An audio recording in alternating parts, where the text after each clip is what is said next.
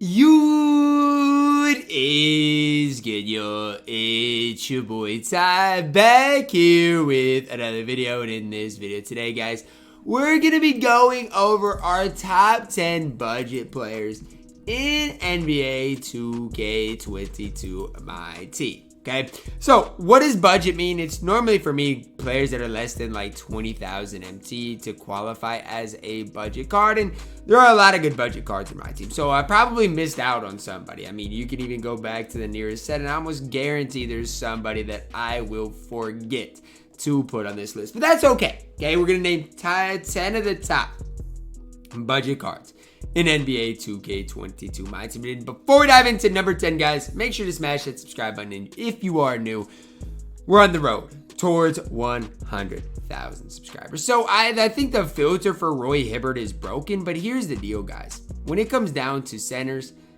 there's not that many great budget options. Roy Hibbert's one of them, though. 3,000 MT for a 7'2" center that can really do it all on the court outside of handling the ball. I mean, look, I know his ball handle rating is low, but his speed, decent enough. Lateral quickness, decent enough. Defensive is decent enough. Three ball is fine with the Brook Lopez base on very quick. Badge-wise, he's fine too. How many guys at 7'2" can do what Roy Hibbert can do? I just don't think the list is long. Roy, one of the most underrated players in the entire game, in my opinion, for 3,000 MT, coming in here at number 10. At number 9, we're plugging in maybe an unpopular opinion, but that's okay. We're plugging in the Mikan man, George Mikan. Now, why is he unpopular? Well, I think the main reason he's unpopular to a lot of people is just strictly because he can't dribble. I mean, that's really it. It's not how good George Mikan is.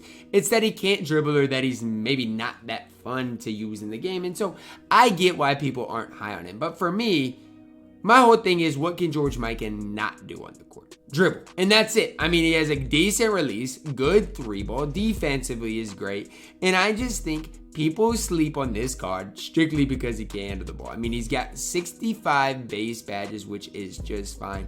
I like George Mikan quite a bit. Do I use him on my no money spent right now? No. But part of that's because I got RJ and Malik Sealy. Like, where am I supposed to find room for him? It's a tough debate, but I do like the card coming in here at number 9. Number 8, we're plugging in Aleksej Peja Stojakovic. So Peja is one of those cards. He's a little more well received than George Mikan, but they're awfully similar. They release-wise, the exact same, 6'9", 220 pounds. Peja can handle the ball a little bit better, not going to be as good on the defensive end of the court, does have more total badges. So my debate is whether you prefer Peja, whether you prefer a guy like George Mikan. Both the cards are fine. Both the cards at that shooting guard position are really solid in NBA 2K22 MyTEAM. But card I honestly wanted to plug in here and that I just couldn't was Troydan. I mean, I could have maybe plugged him in here. Troydan, honorable mention. He's just not as cheap, so I don't think he is as good for his specific value. But honorable mention here, Troydan's got to be listed because he does have jump shot 3. Now, coming in at number 7, one of my favorite budget point guards for one of the longest times in my team was Deni Avdija. Now, 2,000 MT, you can get a card that's 6'9", plays lanes extremely well, that actually has a decent jumper, right? 93 ball, I do not mind set shot 1 on very quick. 85 ball is fine. The thing is, defensively, the dude's absolutely elite at the point guard position. Has what he needs, and that's the thing for Denny. He's not going to give you, over the top, just incredible point guard action. There are better point guards in the game, but he can hold it down at that point guard position for 2,000 MT, and for that, what more can you honestly ask for? At number 6, a card I'm higher on nearly than anybody else in the MyTEAM community is Pink Diamond Juwan Howard for 3,000 MT. Now, you guys might be like, Ty, Juwan Howard at this point in my team, why do you like the card? Well, let's start with this, okay? Got jump shot 4, which is the Peja Stojakovic, which is the George Mikan release, okay? Combine that with quick dribble style, okay? Long athlete layup package.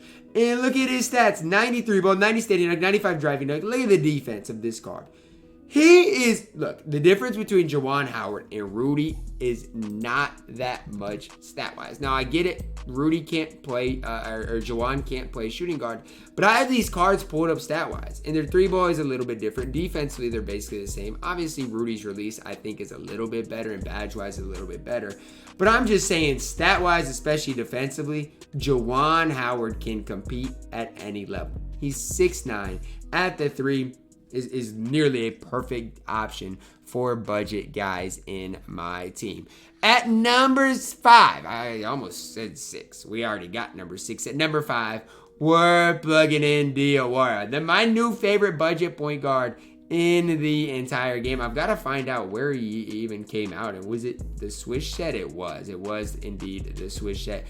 A card I actually don't have on my no money spent that I probably, I just don't have anywhere to put. I mean, am I supposed to play him over Iggy Wade? It's just tough. I do love this card though. If you can't afford Wade, if you can't afford Iggy, Diawara is a great option for, 3,000 MT, 6'7", 94, 3-ball, 95 driving deck, 88 ball under defensively, absolutely elite. Good speed, lateral quickness. I can't sit here and say movement-wise he's going to be great. He's going to be fine though, movement-wise. His release is jump shot 8 on very quick, which I personally like a lot. And the best part about this card is what he's going to do defensively. 6'7", super complete stat badge-wise. Diawara, as far as budget point guards in my team, is as good as you're going to get. At number 4, I'm in love with this card, and you guys know it is Sikma. Absolutely in love with this card. Whether you're playing at a competitive my team level, whether you are just trying to chill in triple threat clutch time for 10,000 MT, it does not get better than this card. Offense, defense, the card can do no wrong. And my favorite part about this card in general is he doesn't need any extra badges, 64 base badges. But guys, that's all he needs. You don't need to or have to apply any badges to make this card next level good. He is already there. I am in love with Sikma. Yes, there are better power forwards that have came out since him. I get that. I understand that. That's why he's not higher. But to just throw disrespect on Sikma's name is not something that I am ever going to do.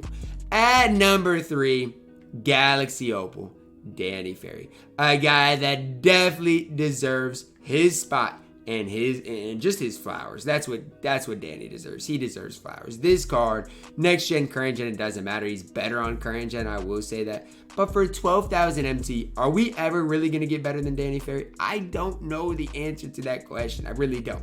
This card, man, oh man, defense, offense, everything about this card you love. I like it better at the small forward position, but if you want to play him at power forward, he definitely can. He's better than Sikma, and I love Sikma. 73 base badges. You don't have to apply anything to him. You make a lineup of Diawara, Sikma, Danny Ferry, and who my number 2 is and who my number 1 is. You guys can have a lot of success. So take my number 5 through number 1. If you're just starting this game, build a team with them, and trust me, you guys are going to have a lot of success.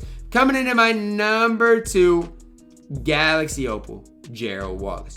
You look at my team people, right? Around the my team community, if people stream, whatever the case may be, they're going to run Gerald Wallace. Why? Because this card is absolutely elite. And why did I snipe that? Because look, I'm going to make just a little bit of MT. It's not hard to make MT in 2K, guys. It's really not.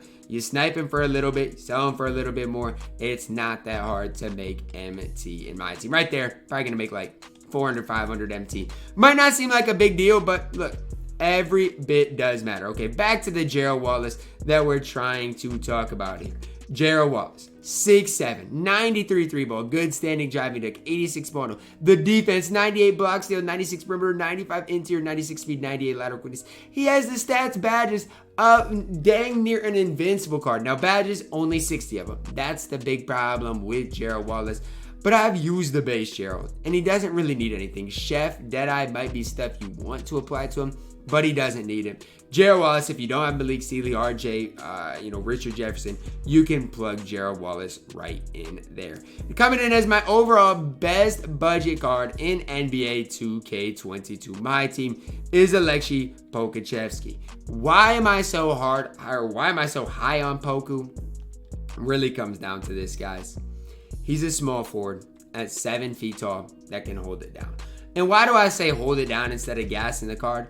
Because he's Pokusevski. What do you really need Poku to do? That's my question. Are you running Poku to run your offense? No, you're running him to play lanes, knock down open shots. That's why you run Pokusevski. 7 feet tall, 91 3-ball, 90 standing dunk, good ball enough. Defensively, can hold it down. Badge-wise, has a ton of badges. I don't even know how to do the math. 65 base badges, 66. I don't even know what it is. Yes, he needs ankle braces, maybe Deadeye Chef, some badges like those. But even if you run the base Poku, you're going to have a lot of success with the card in general.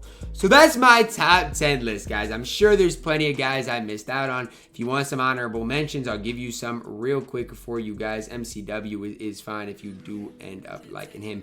Popeye Jones, close to making the list because I really do like him.